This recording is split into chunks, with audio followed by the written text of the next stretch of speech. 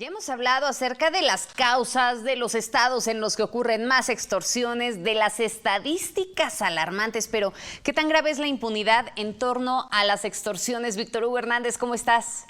¿Cómo estás, Magda? Te saludo con afecto. Y mira, si hay un renglón, un rubro donde menos información tenemos por sus mismas características, es ahí. Hemos estado hablando a lo largo del día de cifras, pero en todas ellas, bueno, hemos aprendido, por ejemplo, que el Estado de México, donde tú estás, que abrió 798 carpetas en los primeros meses de este año, seguido luego de Veracruz con 184, Nuevo León con 167, Zacatecas con 143, Jalisco con 132, y así podríamos irnos con otra serie de datos y estadísticas que están, pero hay que reconocer que esta es la cifra oficial, que esta es la cifra, digamos, la que se documentó y la que de algún modo fue en función de alguien que se atrevió a hacer una denuncia. Pero el gran problema con este tipo de delitos como la extorsión en todas sus modalidades es que dependiendo el monto y dependiendo la gravedad del tema, en la mayoría de los casos la gente prefiere no denunciar.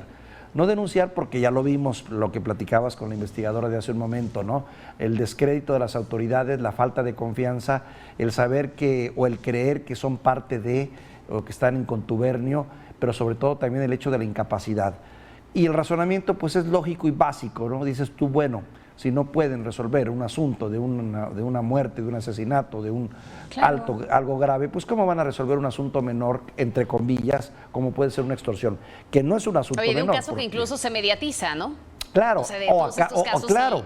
Incluso que se mediatice. Y ahí tenemos el caso de Naví, ¿no? En días pasados, que ha tenido tantas situaciones y tanta información que va fluyendo y autoridades se contradicen y demás, y que es un caso que en este momento está mediatizado, que tiene los ojos de México entero, y bueno, ¿qué puedes esperar entonces cuando eres un ciudadano de a pie, cuando fuiste víctima de violencia, víctima de un delito de extorsión, que llegas y presentas tu denuncia y que pues ahí se queda el tema, ¿no? Claro. En este sentido, pues bueno, cuando uno de estos casos tiene la suerte, y digo suerte porque finalmente estamos hablando de una tragedia, de ocupar el interés de algún medio de información grande que pueda servir de caja de resonancia, pues bueno, se da entonces el actuar de la justicia. Pero eso es precisamente donde parte la desconfianza, Magda, donde parte el miedo, porque dices tú, bueno, caray, aún y con los resultados oficiales, fíjate, el punto, por ejemplo, de que mencionas de Devani, que es interesante, ¿cuál es el punto final de todo esto? La desconfianza.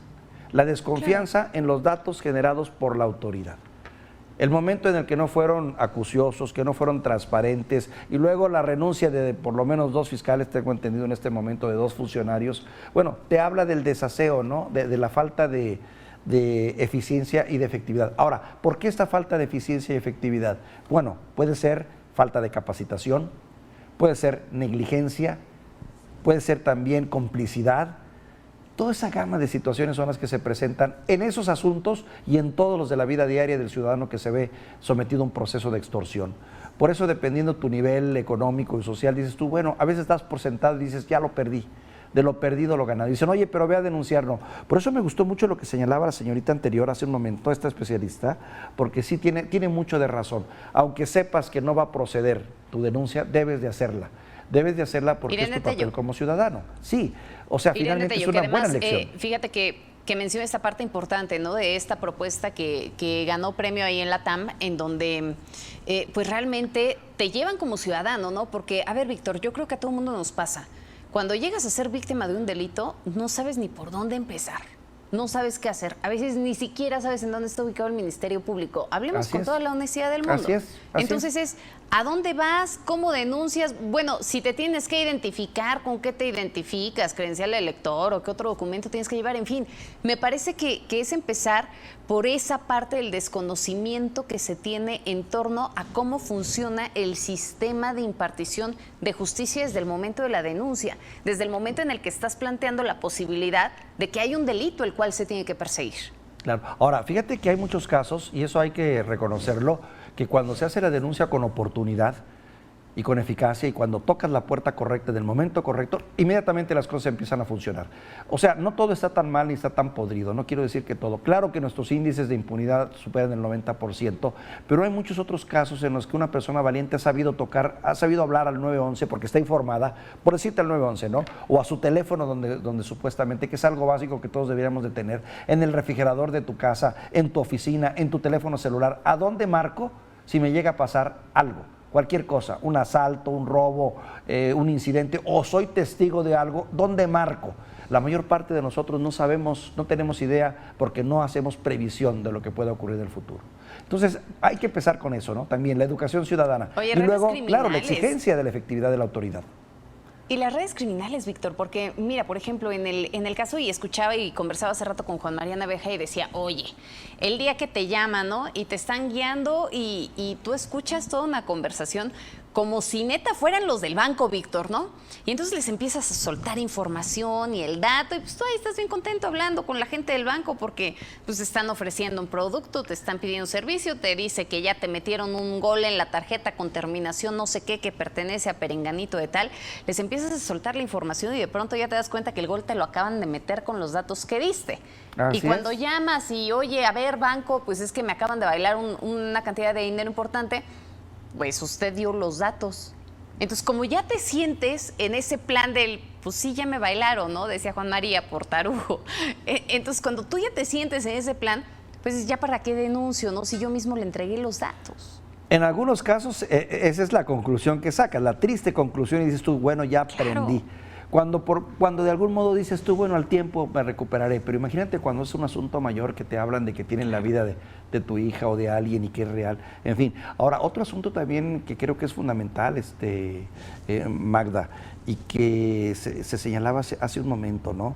El saber, el entender que si no empezamos nosotros a empujar como ciudadanos y a exigir la efectividad de las autoridades, y si a su vez las autoridades no son corresponsables y empiezan también a llamar a cuentas a quienes no hacen bien su trabajo, solo así podría empezar a haber un cambio de tipo social, pienso, ¿no? Debe ser un trabajo conjunto de sociedad informada, sociedad entendedora de sus derechos y toda la facilidad de la autoridad para responderte en tiempo y forma a la velocidad total.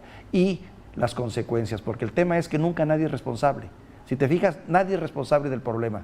Todos echan la bolita, todos te mandan de una oficina a otra, y el día en que se vaya el titular de esa dependencia, y si no se va ese titular, que se vaya con él también el de más arriba, y el de más arriba, las cosas van a empezar a cambiar, que lo vean como propio. ¿Cómo es posible que un Estado y que también como tiene que ver la Zacatecas aplicación de la ley, Víctor?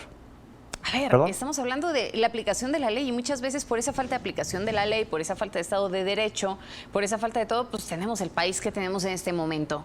Y sabes otro aspecto también, Magda, que también es muy triste decirlo, ¿no? La estructura de la justicia está hecha para responder a los que tienen más posibilidades de defenderse. Si tú tienes una posición en la pirámide social más alta, más acceso a la justicia tienes, porque tienes las relaciones, tienes el contacto, eres amigo de esa persona que a su vez conoce al delegado, conoce al alcalde, conoce al jefe de la policía, si no es que tú conoces al jefe de la policía y te brincas. Esa es la postura de quienes tienen algún privilegio social, que son los menos, pero la gran base social de este país, el ciudadano de a pie, no tiene en lo más mínimo la posibilidad de ser atendido en su caso.